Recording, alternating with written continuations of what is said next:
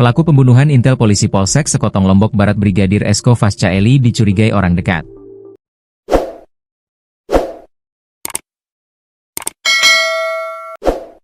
Kecurigaan tersebut muncul dari keluarga Brigadir Esko Fascaeli, 29, bahkan menduga jika pelakunya juga anggota polisi. Hal itu diungkap kakek Brigadir Esko, Supardi, yang kemudian menyebut terkait terduga pelaku sudah viral di media sosial.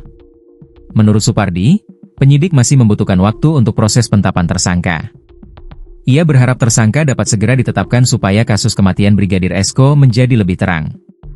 Diketahui istri dan mertua Brigadir Esko sempat diperiksa dalam kasus kematian intel polisi Polsek Sekotong tersebut, termasuk rekan kerja korban.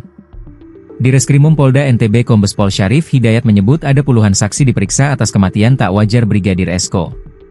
Ada 23 orang yang diperiksa termasuk istri dan mertua dan rekan kerja, katanya dikutip tribunlombok.com.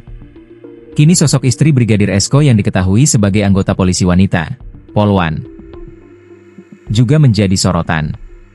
Saat penemuan jasad, istri Brigadir Esko ini sering pingsan. Brigadir Esko merupakan anggota Polres Lombok Barat yang bertugas di Polsek Sekotong. Dia tinggal di Dusun Nyur Lembang, Kecamatan Armada, Kabupaten Lombok Barat, Provinsi Nusa Tenggara Barat, bersama istri seorang Polwan.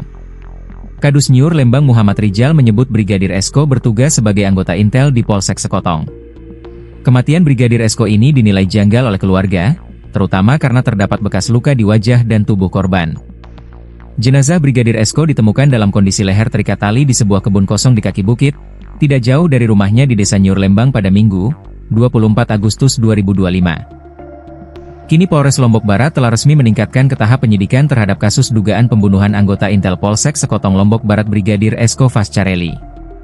Dikutip dari Tribun Lombok.com, naiknya ke tahap penyidikan kasus dugaan pembunuhan ini berdasarkan surat pemberitahuan perkembangan hasil penyelidikan, SP2HP, yang dikeluarkan Polres Lombok Barat, dengan nomor SP2HP 669-17-2025 Reskrim.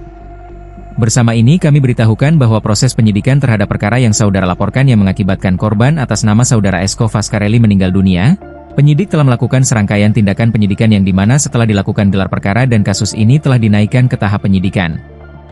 Penyidik telah melakukan pemeriksaan terhadap sejumlah saksi, menyita barang bukti, penggeledahan di rumah saksi dan TKP serta mengirim barang bukti digital, HP, dan sampel ke laboratorium forensik untuk pemeriksaan lebih lanjut serta penyidik juga telah melaksanakan gelar evaluasi dan asistensi dengan Ditreskrimum Polda NTB dan Kapolres Lombok Barat.